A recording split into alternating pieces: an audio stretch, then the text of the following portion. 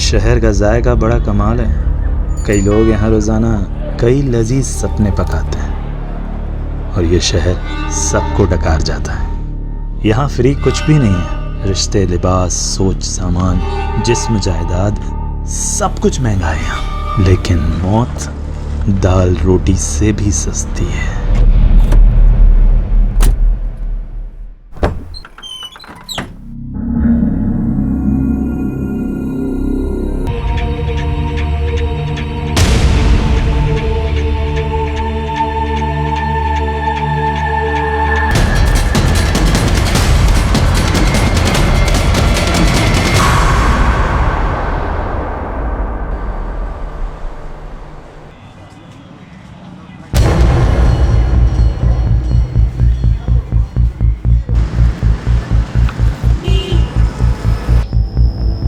जल्दी करो। सॉरी निलोफर, सुबह से कुछ भी नहीं खाया था। वैसे हम जा कहाँ रहे हैं? अभिनंदन बैंक्वेट। अरे हाँ, आज तो कीर्ति की शादी है ना। पहले बताया क्यों नहीं मेरे को? मैं कपड़े चेंज कर लेता। हाँ, रास्ते में तुम्हारे लिए शेरवानी ले लेते हैं। हम शादी में नहीं जा रहे स्टूपिड। तुमने जो गूफ अप करा है उसे रेक्टिफाई करने जा रहे हैं। नो एक्सक्यूज जेकब, दूल्हा विदाउट सेहरा पॉसिबल ही नहीं है। नो इश्यूज कीर्ति। और वैसे भी हमारी कम्युनिटी में सब एक्साइटेड है कि आज जेकब फर्नांडिस घोड़े पे शादी करने जाएगा। घोड़ा नहीं बुद्धू, घोड़ी होती है। सीरियसली यार, इन लोगों ने घोड़ा बुक कर दिया। हंसो मत यार, जाओ जाकर जेंडर चेंज करो। अच्छा एक मिनट, मेरी फ्रेंड नीलोफर का कॉल आ रहा है। I will see you at Jaimala. Hi Nilofer. Thank God Kirti तुमने फोन उठा लिया। मुझे तुमसे बहुत इंपॉर्टेंट बात करनी है। कीर्ति, तुम्हारा होने वाला हस्बैंड एक फ्रॉड है। ये कई बार नाम बदल के पहले भी शादियां कर चुका है। इनफैक्ट इसका टारगेट होता है कि ये रिच लड़कियां फंसाता है, फिर उनसे मोटी डाउरी लेता है और प्रॉपर्टी बेच के भाग जाता है। ये इसकी मॉडस ऑपरेंडी है यार। और ये सब तो मुझे अब बता रही हूँ। 2 महीने पहले मैंने तुम्हारी डिटेक्टिव एजेंसी को इस काम पर लगाया था ताकि पता चल सके कि वो इंसान सही है या गलत, उसका बैकग्राउंड क्या है। और तुमने क्या किया? और गोल्डी, तुमने तो मुझे सारे ग्रीन सिग्नल्स दिए थे ना कि सब सही है। उसके बाद जाकर मैंने हाँ किया। कीर्ति, गोल्डी से गलती हो गई। मैंने तुम्हें सिर्फ काम नहीं दिया था नीलोफर। मैंने समझा था तुम मेरी दोस्त हो और तुम्हारे लिए मेरे कंसर्न्स मैटर करते हैं, पर तुमने किसी चीज पर ध्यान नहीं दिया। Sorry my foot Nilofer. 25 lakh लग चुके हैं शादी पे, इंक्लूडिंग योर फीस। और वहां पे ना वेन्यू के बाहर सारे गेस्ट खड़े। क्या बोलूं मैं उनको जाकर? और आज ना जेकब से ज्यादा मुझे तुम पर गुस्सा आ रहा है, और इसे ना मैं कभी भूलूंगी नहीं। मैम, कुछ बोलना भी मत। देखा, तुम्हारी वजह से कितना सुनना पड़ा मुझे। मैम गोल्डी, कुछ दिनों तक अपनी शक्ल मत दिखाना मुझे।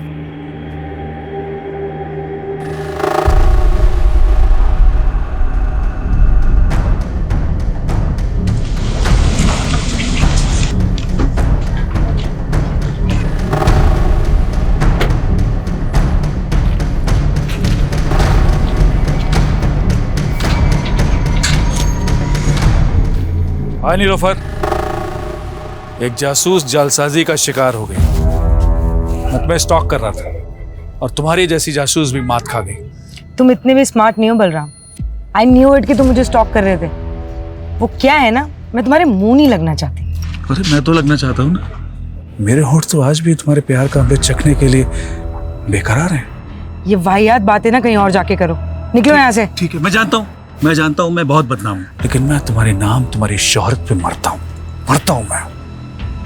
इसीलिए मैं नहीं चाहता कि दुनिया वाले हमारी मोहब्बत को एक बर्बाद अफसाना समझ लें।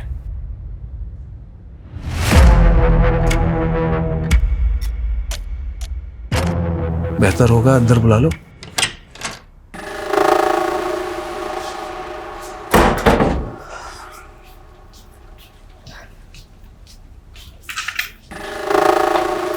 बोलो, क्यों फिर से तंग करने आ गए?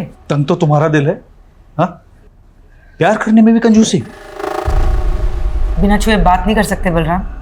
और अपनी ये वाहियात शेरो शायरी ना बंद करो, निकलो यहाँ से। जिसकी उम्मीद तुम लेकर आए हो, ऐसा कुछ होने नहीं वाला।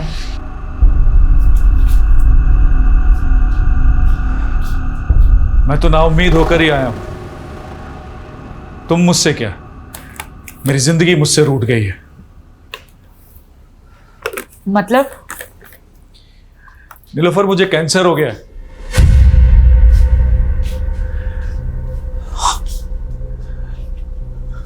सच कह रहा हूं, मेरे पास अब ज्यादा दिन नहीं बचे हैं। मरने से पहले मैं सारे गिले शिकवे तुम्हारे साथ जो हुए दूर करना चाहता हूं। अगर तुम कहो तो बाकी बची जिंदगी तुम्हारे साथ रहने के बहाने मत ढूंढा करो यार, भरोसे के लायक नहीं हो तुम। और अब मुझे तुमसे कोई मतलब नहीं। तुम्हारा मुझसे कोई मतलब नहीं है? कोई मतलब नहीं ना तुम्हें मुझसे? तो मेरी जिंदगी का कोई मतलब नहीं। कल का मरता आज का हर्ष क्या है? बलराम पागलपन मत मैं पागल नहीं हूँ, तुम्हें ड्रामा लग रहा है? मैं अभी करके दिखाता हूँ। पागलपन मत करो।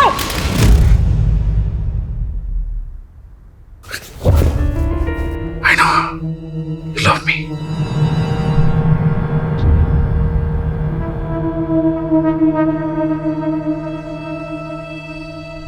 देखिए मेरी मोहब्बत, तुम ऐसे ही मुझे अपनी जिंदगी से दूर नहीं कर सकती Nilofer. I know you love me. Still hate you. सच्ची?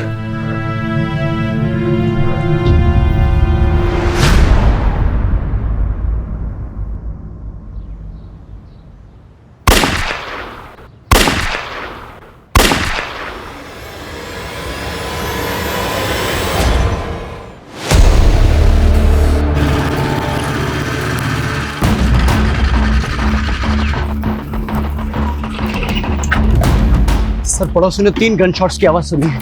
इसके अलावा किसी को कुछ नहीं पता सर। सर, घर अंदर से बंद है, कुछ समझ में नहीं आ रहा है। सर, मुझे लगता है ये क्लियर हॉस्टेज सिचुएशन है। चल, घर किसका? Sir, Nilofer Malik, private detective है।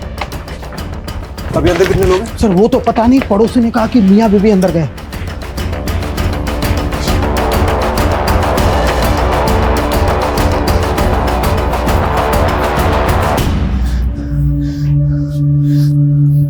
जैकेट का बुलेट प्रूफ? सर, पता नहीं था यहाँ जरूरत पड़ेगी, लेकिन मंगवाई है। उसका टाइम नहीं है हमारे पास, इंटरलॉक तोड़ना पड़ेगा।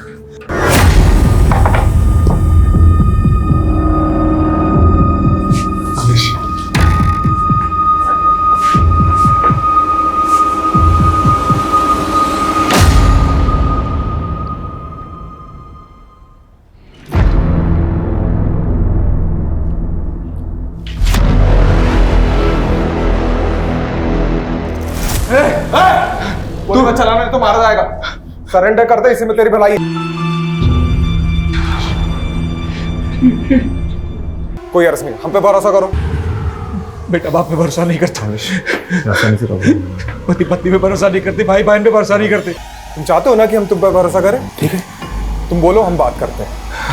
ठीक है, आराम से। सुनिए, इसका कोई दोस्त, रिश्तेदार या पड़ोस में कोई है जिसको ये मानता है? नहीं पता सर। अरे कोई तो होगा। ओके ओके, शांत शांत, रिलैक्स हो जाओ। कोई तुम्हारे पास नहीं आएगा, कोई नहीं आएगा। मेरी नीलोफर की रूह मुझे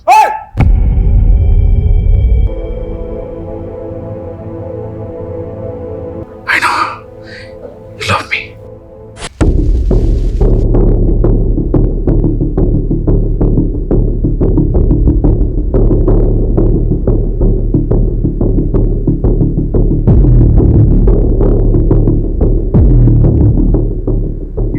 फॉरेंसिक को बुलाओ और उनको बोलो प्रीलिमिनरी रिपोर्ट जल्दी मुझे, और ये डेड बॉडीज को पोस्टमार्टम के लिए भेजो। जी सर।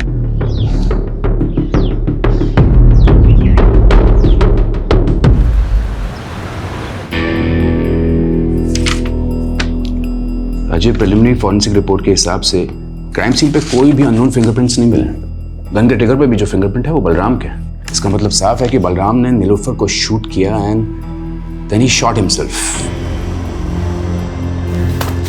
क्या सोच रहा है? अगर ऐसा ही हुआ है तो बलराम ने खुद को मारने से पहले ये क्यों बोला कि वो अपनी बीवी को बचा नहीं पाया? हाजी, हम सोचते हैं कि मरने वाला कभी झूठ नहीं बोलता, लेकिन यहाँ सबूत सच बोल रहे हैं। हस्बैंड वाइफ के बीच में जो भी कुछ हुआ, उसके बाद हस्बैंड ने वाइफ को मारा और फिर जेल जाने के डर से या फिर गिल्ट की वजह से उसने उसने अपने आप को गोली मार दी। आई फील ये ओपन एंड शट केस है राजीव।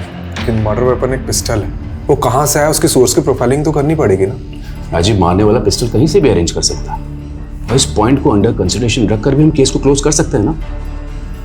देख, इस पे इतनी एनर्जी वेस्ट मत कर। एक काम कर, पोस्टमार्टम के बाद उन दोनों के रिलेटिव्स को ढूंढो, उनकी बॉडीज हैंड ओवर कर दो and that will be all.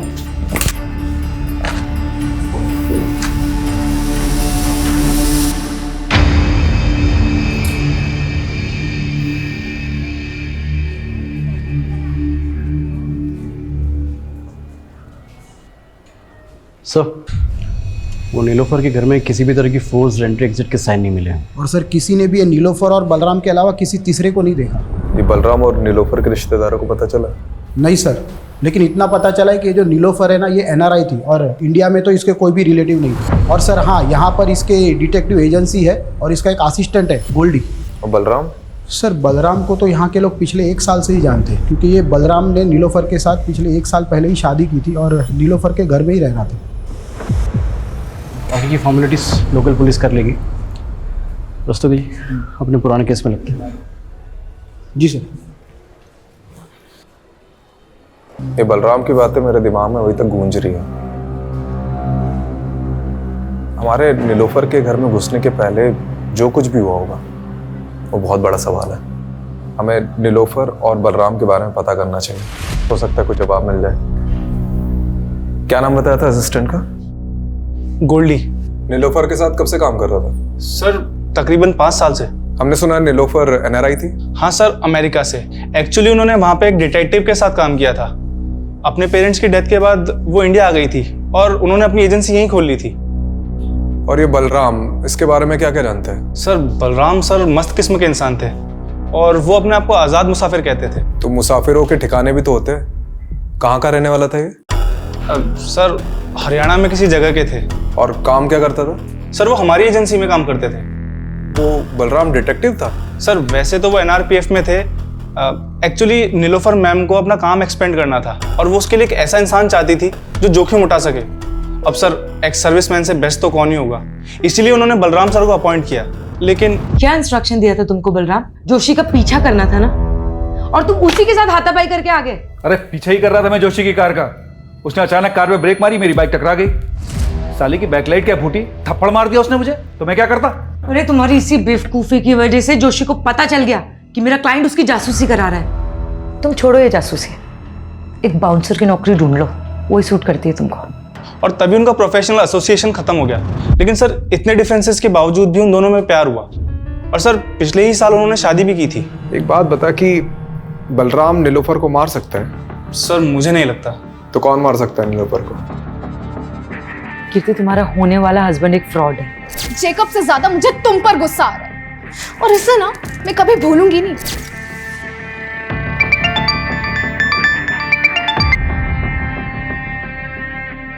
Hello याद तो मुझे ही कर रही होगी ना डार्लिंग। कमीने, तू हिम्मत है तो सामने आके बात कर, नंबर बदल के कॉल मत कर। अरे हम जरूर मिलेंगे। मैं भी उन मोमेंट्स को भूल नहीं पा रहा हूँ जब हम शादी से पहले एक हो गए थे। क्या दिन थे, जानती है? वो सब मैंने रिकॉर्ड कर रखा है। मैं सोच भी नहीं सकती तू इतना गिरा हुआ निकल सकता है। तू मेरे सामने होता ना तो I would have killed you. ओहो, मेरी बेबी को गुस्सा आ रहा है, बहुत गुस्सा आ रहा है। हाँ?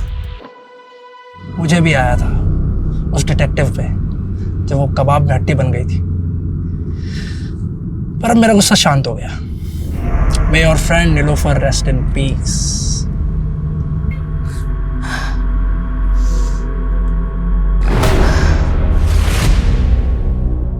क्या वो डॉक्टर आपने अचानक बुला लिया? जी, ये मार्क देखिए, नीलोफर के ब्लड में ड्रग पाया गया है और इसी ड्रग की वजह से नीलोफर शायद कॉन्शियस नहीं रही होगी और उसका रेप किया होगा। तो ये रेपिस्ट का डीएनए क्या बलराम का डीएनए से मैच करता है? नीलोफर की बॉडी पे रेपिस्ट का डीएनए मिला ही नहीं। शायद रेपिस्ट ने कॉन्डोम यूज किया हो। सर ये नीलोफर के घर से हमें ना सीरिंज मिली है ना ड्रग मिला है, तो क्या ये सब बलराम ने गायब किया होगा? देखो, ये नए डेवलपमेंट के हिसाब से ये थ्योरी बनती है कि बलराम ने पहले अपनी बीवी को ड्रग देकर बेहोश किया, फिर उसका रेप किया और फाइनली ये बलराम अपनी बीवी से इतनी नफरत करता होगा क्या? यही बात तो समझ में नहीं आ रही सर, उन दोनों के बीच में प्यार था भी या नहीं। देखा, ये ओपन एंड शट केस कैसे बूम करके बैठा है। चलो इस पॉइंट को कंसिडर करते हैं कि नीलोफर का रेप किसी ने तो किया है, क्योंकि अभी तक ये माना नहीं जा सकता कि बलराम ने ही उसका रेप किया, और ये भी हम नहीं मान सकते कि बलराम ने नीलोफर का मर्डर किया, क्योंकि जो आदमी खुद को मारने के पहले ये बोल रहा था कि अपनी बीवी को नहीं बचा पाया, वो अपनी बीवी को मार कैसे सकता है? चलो 1 मिनट के लिए हम ये मान लेते हैं कि उस घर में उन दोनों के अलावा कोई तीसरा आदमी भी मौजूद था, तो क्यों बलराम ने उस तीसरे आदमी के बारे में हमें कुछ भी नहीं बताया और सुसाइड कर लिया? और अगर उस किलर के एंगल से सोचते भी हैं तो उसने पहले नीलोफर का रेप किया और फिर मर्डर कर दिया, तो फिर आई विटनेस बलराम को जिंदा क्यों छोड़ दिया? इसलिए मैं बलराम को रूल आउट नहीं कर रहा हूँ, लेकिन एक पॉसिबिलिटी तो है कि बलराम के अलावा भी कोई और क्रिमिनल हो सकता है। यू आर राइट राजीव, इसे तो इन्वेस्टिगेट करना ही होगा। You have free hold, go ahead. सिक्के को अगर हम यहाँ से देखें तो इसका सिर्फ एक ही पहलू नजर आता है, लेकिन इस केस का सिक्का खुद उठ के कह रहा है कि इसके 2 पहलू हैं। मतलब सर? मतलब रस्तोगी जी, बलराम और नीलोफर की पर्सनल लाइफ को खंगालना होगा। देखते हैं इस केस का असली कलाकार सिर्फ बलराम ही था या और कोई था जिसके पास अपना कोई मोटिव था। जिंदगी के ये लंबे लंबे सफर इंसान का सफरनामा लिखते हैं। कहीं जिंदा दिल सपने,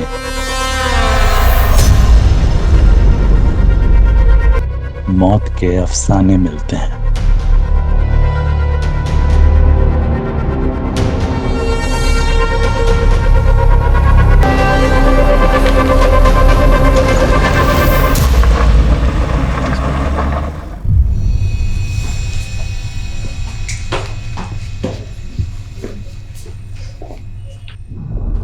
अरे कनक बेटा, अरे इतनी सी बात पे कोई रोता है क्या?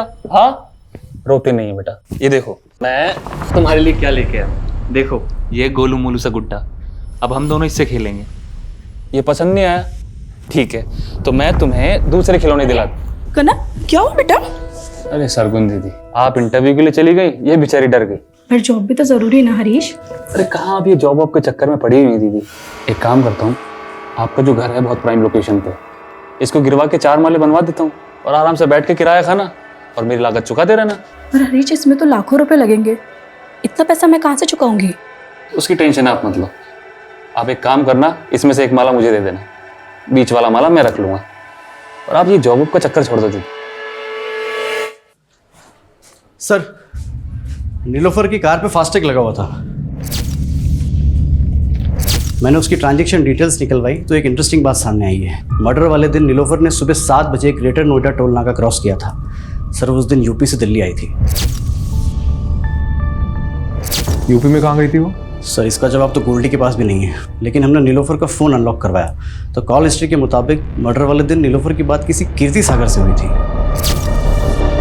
तो ये कीर्ति सागर से मिलो, और क्राइम सीन पे नीलोफर के फ़ोन के अलावा लैपटॉप भी था ना, तो उसे भी तो देखो।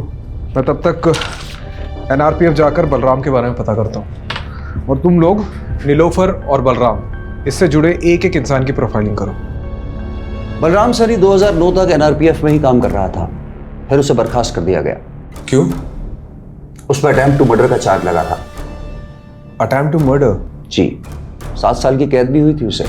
2009 से 7 साल, मतलब 2016 तक तो वो जेल में ही रहा होगा। ये किसका मर्डर करने की कोशिश की थी उसने? विक्रांत सिसोदिया का, वो उसका कलीग था। बहुत दिनों बाद आ रहा है ना शादी से। विक्रांत! बलराम क्या कर रहा है ये? 7 साल बाद बलराम सैनी तो कैद से रिहा हो गया। ऐसा क्या हुआ था कि बलराम अपने ही दोस्त का दुश्मन बन गया? बलराम को शक था कि उसकी बीवी का अफेयर उसके दोस्त के साथ है। लेकिन बलराम और नीलोफर की शादी तो 1 साल पहले हुई थी। इसका मतलब है कि नीलोफर के पहले भी बलराम की शादी हो चुकी थी। जी हाँ, उसका एक बेटा भी है। कहाँ है आजकल? बलराम फरीदाबाद का रहने वाला था, हो सकता है उसकी फैमिली भी वहीं रहती हो। ये लीजिए उसका एड्रेस। हाँ, मैंने अच्छे से सोच लिया है, आप तुरंत पिटीशन फाइल कर दीजिए। जी हाँ, मैं मिलता हूँ आप सब। ओके। संकेत कहाँ जा रहा है और कौन सी पिटीशन फाइल करने की बात कर रहा है? अपने बाप की चिता तो नहीं जला पाऊंगा, तो सोचा कुछ ऐसा करूं जिससे मेरी भी आंखें खुल जाएं और आपकी भी। संकेत साफ साफ बोल, पहेलियां मत बुझा। पहेलियां ही सुलझा रहा हूं माँ। पहेली सुलझ जाएगी तो बात करेंगे। संकेत, संकेत कहाँ जा रहा है? सर ये बलराम का कैरेक्टर कुछ समझ में नहीं आ रहा है। ऊपर से उसकी पहली बीवी और ये लड़का अजीब है दोनों। अब इस कांड के बारे में पता तो चल ही गया होगा, उसके बावजूद ना तो सामने आए ना ही बॉडी क्लेम करने आए। लेकिन मैं तो ये समझने की कोशिश कर रहा हूँ कि नीलोफर ने एक ऐसे आदमी से शादी क्यों की जिसका क्रिमिनल बैकग्राउंड था। मुझे एक बात का ताज्जुब हो रहा है। एक तरफ नीलोफर ने आपको एक गलत इंसान से शादी करने से रोका, दूसरी तरफ खुद नीलोफर ने बलराम से शादी की जो कि अटेम्प्ट टू मर्डर में अंदर हुआ था। यह हमें आज ही पता चला है। इस बारे में मुझे कुछ नहीं पता, पर हाँ, नीलोफर ने मुझे ये जरूर बताया था कि बलराम पहले शादी कर चुका था, और मैंने भी उससे मजाक मजाक में पूछ लिया कि उसने बलराम में ऐसा क्या देखा। कुछ मत पूछ यार, बलराम में पतियों वाली कोई क्वालिटी नहीं है यार, और काम तो उसे करना ही नहीं आता है, और पैसा उसके पास है नहीं। तो तुझे उसमें पसंद क्या है? उसकी शेरो शायरी? वो तो है। कीर्ति, उसकी बेस्ट बात पता है क्या है? वो मेरे लिए किसी की भी जान ले सकता है, और ये सोच के ना बहुत सिक्योर फील होता है। क्या ये बलराम नीलोफर की जान ले सकता है? नहीं, उन दोनों में झगड़ा जरूर होता था, but they both loved each other. आपकी दोस्त ने कभी ऐसा कोई हिंट दिया कि उसे किसी से खतरा है या कोई उसे नुकसान पहुंचा सकता है? नहीं, ऐसा कभी कुछ नहीं बताया। पर हाँ, उस दिन नीलोफर ने गोल्डी को बहुत डांटा था क्योंकि गोल्डी ने जेकब का बैकग्राउंड चेक करने में गलती कर दी थी।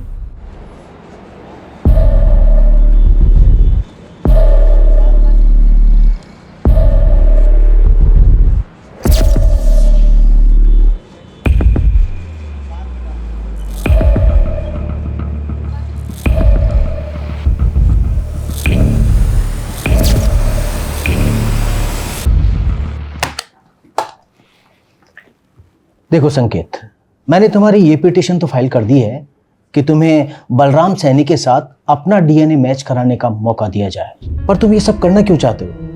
क्योंकि उन्हें लगता था कि मेरी माँ ने उन्हें धोखा ही नहीं दिया, बल्कि मैं भी उनका बेटा नहीं। पर तुम ये सब करके अपने लिए गड्ढा खोद रहे हो। मेरा मतलब है जानबूझकर पुलिस की नजर में सस्पेक्ट बन रहे हो। ये तो कभी प्रूफ नहीं होगा कि मैंने कोई क्राइम किया था, लेकिन डीएनए टेस्ट कराने का मेरे पास ही आखिरी मौका है।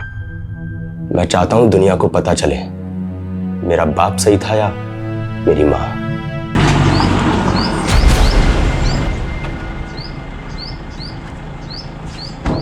हमें समझ नहीं आ रहा है कि जो नीलोफर का रेप हुआ है, मर्डर हुआ है, वो बलराम ने ही किया है कि नहीं। इसलिए उसके बारे में हम आपसे कुछ जानना है। देखिए, हमें पता चला है कि आपके लिए बलराम ने किसी की जान लेने की कोशिश की थी, और उसकी वजह ये थी कि आपका किसी के साथ। मेरा किसी के साथ कुछ नहीं था। उल्टा वो बलराम ही गुस्से वाला था। उसको जब भी गुस्सा आता वो मुझ पर हाथ उठाता था। इतना सब होने के बाद भी जब वो जेल से वापस आया, मैंने सब कुछ ठीक करने की कोशिश की, लेकिन वो मुझे कभी समझ ही नहीं पाया।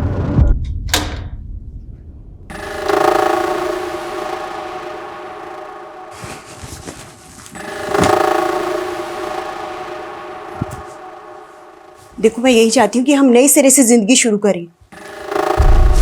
नई जिंदगी नए सिरे से? विक्रांत के बाद कोई नया यार मिला क्या? बोलना, कोई नया यार मिला क्या? जेल जाके भी तुम्हारे दिमाग से कचरा नहीं निकला ना? अरे कैसे समझाऊं, तुम्हें गलतफहमी हुई थी। चुप, बिल्कुल चुप। मुझे कोई गलतफहमी नहीं हुई है। याद कर, सैकड़ों दुआएं मांग रहे थे हम लोग को एक बच्चा हो जाए, लेकिन बच्चा पैदा नहीं हो रहा था। और अचानक एक दिन तुम बोली कि तुम प्रेग्नेंट हो गई, और जब तुमने कहा कि वो मेरा ही बच्चा है, मैं बेवकूफ मान गया। मेरी आंखें खुल गई हैं। ये संकेत उसी कमीने का खून है ना, विक्रांत का? उसकी वजह से मैं अपने बेटे के आगे शर्मिंदा हुई। जो गलतफहमी एक बार बाप बेटे ने पाल ली, वो दूर नहीं होती। आप नीलोफर से कभी मिली थी? सच बताना। हाँ मिली थी, लेकिन उसी की भलाई के लिए मिली थी। ऐसी कौन सी भलाई की आपने? सुना था कामयाब औरतों के सपने भी कामयाब होते हैं। फिर तुमने एक नाकामयाब आदमी से रिश्ता कैसे जोड़ लिया? नाकाम तो आपका रिश्ता रहा है, बलराम को तो धोखा दिया था ना आपने। बड़ी जल्दी उसकी बातों में आ गई। ये भी भूल गई कि वो 7 साल जेल रह के आया है। डूबती कश्ती में पांव रखा है तुमने।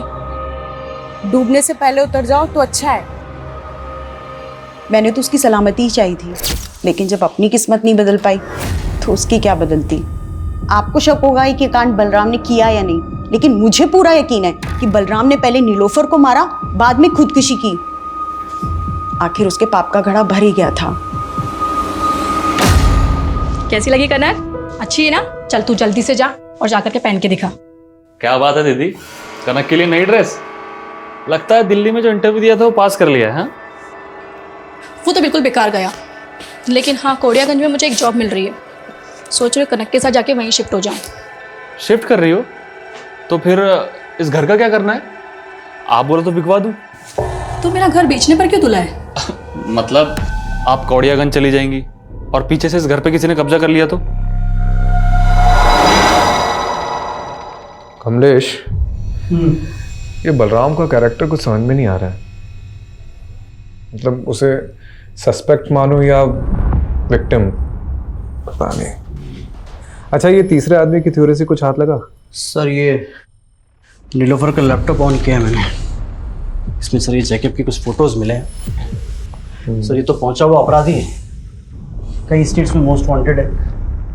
इसके ऊपर तो सर धोखाधड़ी और अटेम्प्ट टू मर्डर जैसे चार्जेस हैं।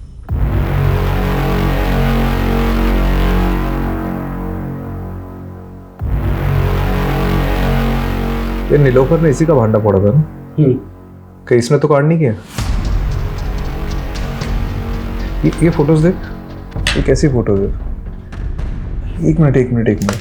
ये फोटो में तो यूपी लिखा हुआ है। मतलब ये फोटो यूपी में किसी एरिया की है और मर्डर वाले दिन नीलोफर यूपी से दिल्ली आ रही थी। उसकी फास्टैग की ट्रांजैक्शन डिटेल्स के हिसाब से वो यूपी काफ़ी आ जा रही थी, लेकिन अभी तक ये पता नहीं चला है कि यूपी में जा कहाँ रही थी। ठीक है, इसे गोल्डी को दिखाते हैं, हो सकता है वो किसी केस में काम कर रही है। और नीलोफर के पुराने केसेस भी चेक करो। ठीक है।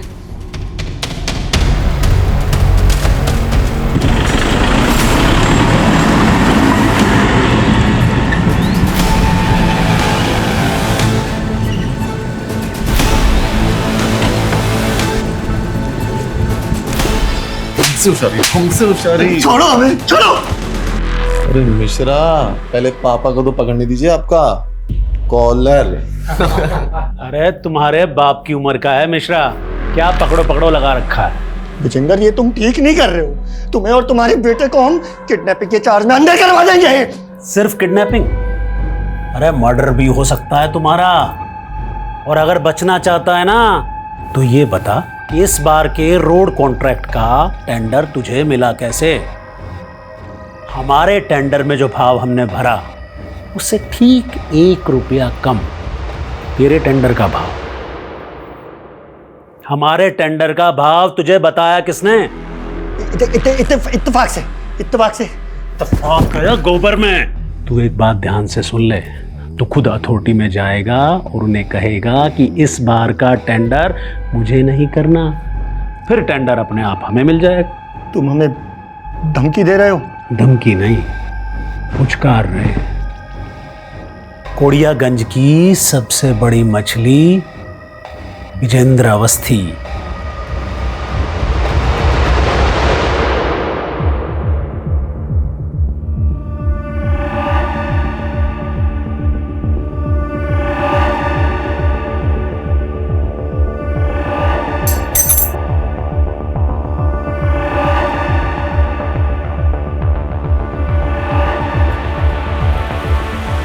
ये चाबी इस बुक में क्या कर रही है? सर वो नीलोफर मैम के घर की चाबी है।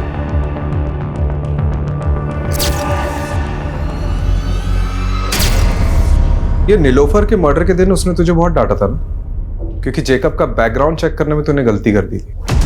ये हमें कीर्ति ने बताया। अब नीलोफर के घर मर्डर के दिन कोई भी फोर्स एंट्री और एग्जिट के हमें निशान नहीं मिले, तो पॉसिबिलिटी है कि किलर ने ऐसी ही कोई चाबी यूज की होगी घर में घुसने की। और इससे भी ज्यादा स्ट्रॉन्ग पॉसिबिलिटी हो सकती है कि यही चाबी यूज की गई होगी घर में घुसने के लिए, जो तूने यूज की होगी। अरे सर, आप कुछ भी बोल रहे हो। अगर मैंने ही कुछ किया होता तो मैं चाबी गायब ना कर देता। और सर इससे पहले आप इस चाबी को इन्वेस्टिगेट करें और ये पता लगाए कि मैंने ही चाबी बनवाई थी तो मैं ये क्लियर कर देता हूँ। चाबी तूने बनवाई थी? गोल्डी, मेरे घर की चाबी खो गई है, किसी चाबी वाले को लेके पहुंचो ना जल्दी। और सर इसीलिए नीलोफर मैम ने 2 चाबियां बनवाई थी और एक चाबी वहाँ इमरजेंसी के लिए रखी थी। और सर रही बात कीर्ति के केस की, तो मैं नीलोफर मैम से इस बारे में माफ़ी मांग चुका था। अब सर इसके लिए मैं उनका मर्डर थोड़ी कर दूंगा। अच्छा एक बात बता, हमें पता चला है कि नीलोफर का उत्तर प्रदेश आना जाना लगा रहता था, तो वहाँ किसी केस पे काम कर रही थी? Sir 1 minute. सर ये चेक नीलोफर मैम ने मुझे बैंक में डिपॉजिट करने के लिए दिया था। यूपी की बिजनौर ब्रांच का है सर ये चेक। हरीश चौधरी।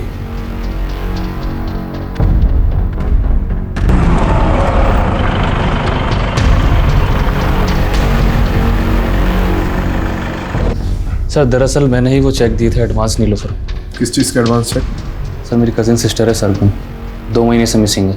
उन्हीं को ढूंढने के लिए मैंने नीलोफर को हायर किया था। मैंने बिजनौर थाने में भी दीदी का मिसिंग केस फाइल किया था, लेकिन पुलिस कुछ कर ही नहीं रही है। हरीश, तुम बिल्कुल परेशान मत हो, सरगुन को ढूंढने में मैं तुम्हारी पूरी मदद करूंगी। वो करती क्या थी? वो जॉब ढूंढ रही थी और इसी सिलसिले में वो दिल्ली के किसी मॉल में एक आदमी से मिली थी। वो कोई मामूली आदमी नहीं है हरीश, वो कोड़ियागंज के सबसे रईस आदमी का बेटा है। वो सोशल वर्कर भी है और साथ ही उसकी बहुत सारी कंपनीज भी है। उसी ने मुझे मिलने के लिए कोड़ियागंज बुलाया था। कोड़ियागंज? माँ, मैं भी आपके साथ चलूंगी।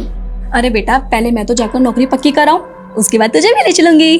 लेकिन उस दिन के बाद से दीदी कभी लौटी नहीं सर। ये नीलोफर ने सरगुन के बारे में कोई अपडेट दी थी? सर वो बता रही थी कि कोड़ियागंज का कोई सबसे रईस आदमी है, विजेंद्र अवस्थी करके, और उसके बेटे का नाम अमरीश है। तो उन दोनों की फोटो उसने मुझे दिखाई थी। फोटो है अभी? हाँ सर, ये देखिए सर वो बता रही थी कि इन दोनों पर उसको शक है, और इससे पहले ही नीलोफर कुछ बता पाती, हमने सुना कि नीलोफर और उनके पति की मौत हो गई। कोड़ियागंज जाकर तुमने इनसे बात करी अपनी बहन के बारे में? मुझे जैसा छोटा आदमी इतने बड़े आदमी से कैसे बात कर सकता है? सोचा पुलिस को ही बता दूं, लेकिन उन्होंने कुछ नहीं किया। ठीक है।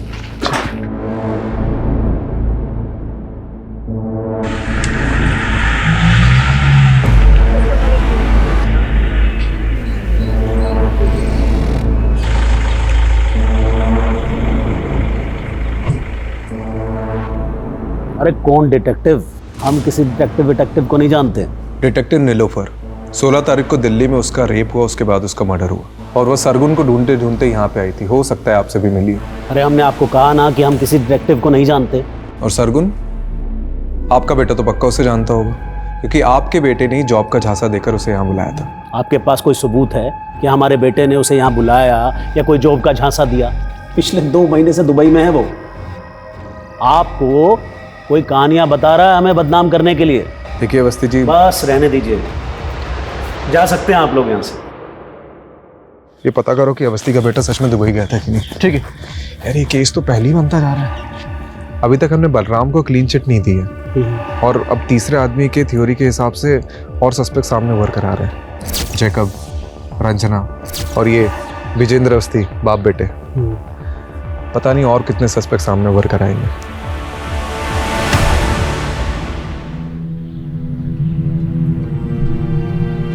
खाना लगा दूं? हाथ है मेरे, मैं खुद ले लूंगा। तो कल से बना भी लेना। अरे कितनी बार समझाया है, तू समझता क्यों नहीं है? बस बस कीजिए आप, अब ये झिकझिक खत्म होने ही वाली है। डीएनए रिपोर्ट आते ही आप अपने रास्ते, मैं अपने रास्ते।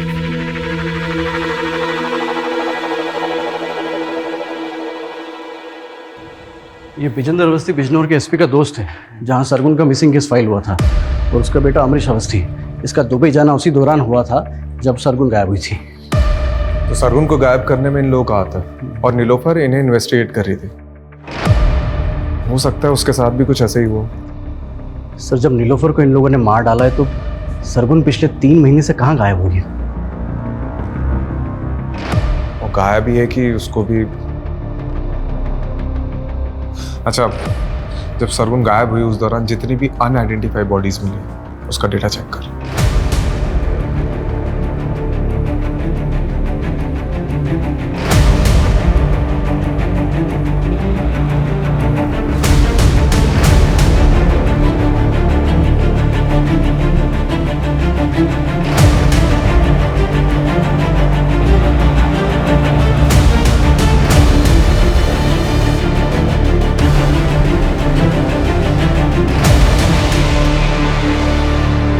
सर 3 महीने पहले हापुड़ में एक औरत की डेड बॉडी मिली थी, जिसकी डिटेल बिल्कुल सरगुन से मिलती है। और सर हापुड़ पुलिस के मुताबिक इसकी लाश के पास में एक नोट मिला था जिसमें नज़्म लिखी हुई है। इस शहर का जायका बड़ा कमाल है। कई लोग यहाँ रोजाना कई लजीज सपने पकाते हैं और ये शहर सबको डकार जाता है। यहाँ फ्री कुछ भी नहीं, रिश्ते, लिबास, सोच समझ, जिस्म, जायदाद, सब कुछ महंगा है यहाँ, लेकिन मौत दाल रोटी से भी सस्ती है। सर सरगुन की तरह नीलोफर भी रेप पीड़िता थी, तो क्या दोनों का कातिल एक ही होगा? सरगुन की लाश के पास में पोइट्री मिलना, मुझे ये सरगुन का केस नीलोफर के केस से बिल्कुल अलग लग रहा है। ये यूपी और दिल्ली में हुए रिसेंट रेप केसेस की मैंने डिटेल्स भी निकलवाई है। सिक्के का दूसरा पहलू ढूंढते ढूंढते पहला भूल गया क्या? देख, सब जानते हैं कि बलराम शेर व शायरी का शौकीन था, तो हम ये क्यों नहीं सोच रहे कि वो भी तो ये सब चीज़ कर सकता है। और हो सकता है कि नीलोफर को बलराम की सच्चाई का पता चल गया और बलराम ने नीलोफर को। सर बलराम का सरगुन से कोई कनेक्शन नहीं मिला है, लेकिन फिर भी हमें इस एंगल को इन्वेस्टिगेट करना पड़ेगा। सर ये पटवर्धन ने मैसेज भेजा है, संकेत का और बलराम का डीएनए मैच हो गया है। ये संकेत बलराम का ही बेटा है। अब कोसेगा बाप की तरह पीटेगा, कभी पति के आगे कभी बेटे के आगे, बार बार औरत क्यों झुकती है? सॉरी माँ। नहीं संकेत, मेरा स्वाभिमान इतना भी कमजोर नहीं है। माँ। सर मैं रेप केसेस के बारे में ही पता कर रहा था तो पोएट्री से जुड़ा एक और केस सामने आया है। 2 दिन पहले दादरी हाईवे पर एक लड़की की लाश मिली है, सेम मॉडस ऑपरेंडी और साथ में पोएट्री नोट। जिंदगी के ये लंबे लंबे सफ़र कहीं यूं ही ना गुजर जाए, आओ मिलकर एक नया समा बनाए।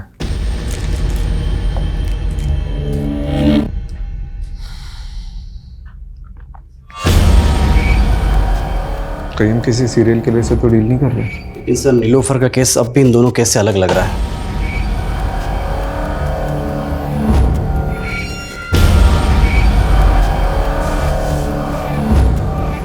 इस सरगुन की लाश हमें हापुड़ में मिली और इस लड़की की लाश हमें दादरी में मिली है।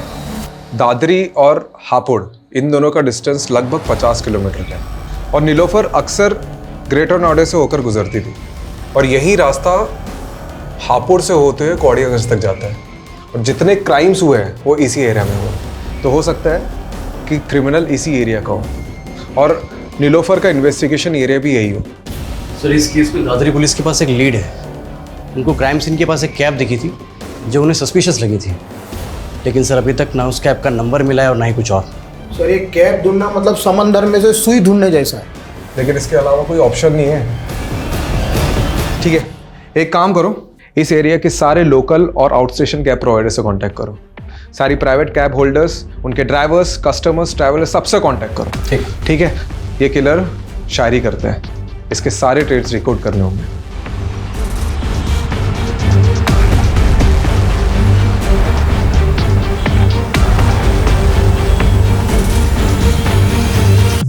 सर 300 से ज़्यादा travel agents, cab service providers और सोलो कैब ड्राइवर से पूछताछ करी। कुल मिला के 700 लोगों से हमने पूछताछ करी सर, और टोटल 27 लोगों को हमने जीरो डाउन किया है जो मर्डर के वक्त दादरी वाले क्राइम सीन एरिया के आसपास थे। इन सबको बुलाओ।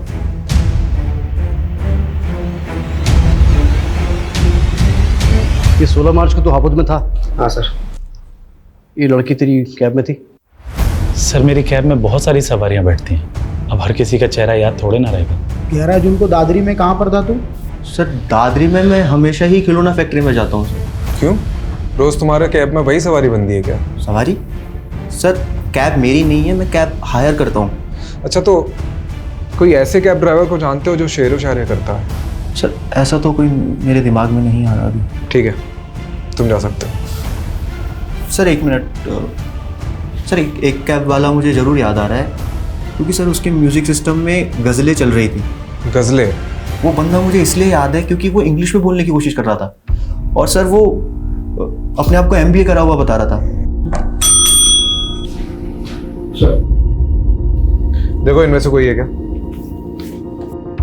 इनमें से है कोई वो कैब ड्राइवर? सर सर ये था वो, यही सदा सर। हाँ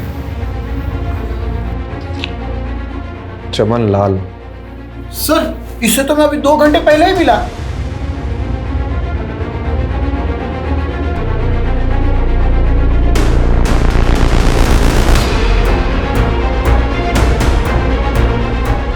सर वो रही।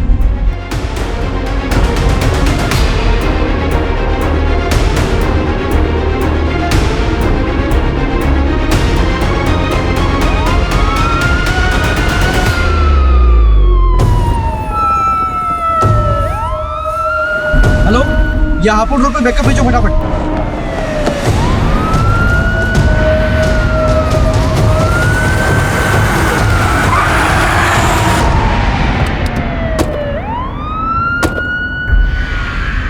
सर दुनिया ने मेरी कदर नहीं की। MBA किया तो जॉब नहीं मिली, जॉब नहीं मिली, पैसा नहीं, लड़की नहीं, शादी नहीं, कुछ नहीं। एक MBA वाले की फ्रस्ट्रेशन समझते हैं आप सर? फ्रस्ट्रेशन में कैब चलाना पड़ा। वो उन दिनों एक कपल मेरे कैब का रेगुलर कस्टमर था। वो दोनों चिपक चिपक के ना मेरी जलाते रहते थे। तो बस मैंने एक दिन हिडन कैमरा लगा दिया। फिर वो वीडियो बनाकर मैंने उस लड़की को ब्लैकमेल किया। वो मुझे लाखों देने को तैयार थी, पर पता है सर मैंने उससे क्या मांगा? उससे उसका जिस्म। तब से ना तलब सी हो गई मुझे। और सरगुन को क्या बोला तूने कि तू विजेंद्र अवस्थी का बेटा है? सर वो हमारे कस्बे का सबसे रईस आदमी है और सरगुन से मॉल में दोस्ती हो गई थी, तो बस इंप्रेशन झाड़ दिया मैंने और जॉब का झांसा देकर अगले दिन उसके साथ। फिर सारा मालूम पड़ा कि वो नीलोफर सरगुन का पता करते करते कौड़ियागंज पहुंच गई है। एक्सक्यूज मी जी, आप विजेंद्र अवस्थी का घर जानते हैं? जी पास ही में, आइए आपको ले चलता। चलिए। वैसे विजेंद्र अवस्थी के यहाँ आपको क्या काम पड़ गया? विजेंद्र जी के बेटे मेरी दोस्त के दोस्त हैं, इसीलिए कुछ काम था। उस नीलोफर को देखते ही ना अंदर से ना वो सेक्स वाला लव जाग गया। बस उसका पीछा किया, पीछा करते करते मालूम पड़ा अरे वो तो डिटेक्टिव। बस तबीयत ना निखर सी गई मेरी कि इस बार शेर एक शेरनी का शिकार करेगा। फिर एक दिन कैफे में बैठी थी तो उसकी टेबल पे चाबी रखी थी, बस चाबी उठा ली। वो अकेली रहती थी तो सोचा शेरनी का शिकार उसकी गुफा में होगा। और एक दिन उसकी एब्सेंस में मैं घुस गया अंदर, लेकिन वो तो अपने पति के साथ आ गई।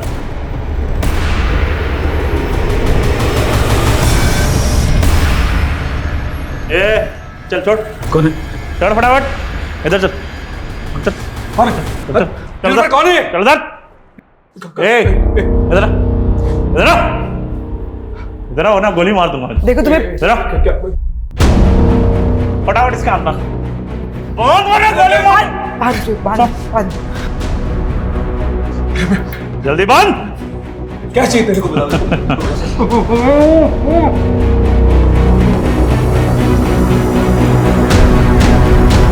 ऊपर से बोल रहा था उसको कैंसर था, मरने ही वाला था सर। तरस आ गया तो छोड़ दिया मैंने।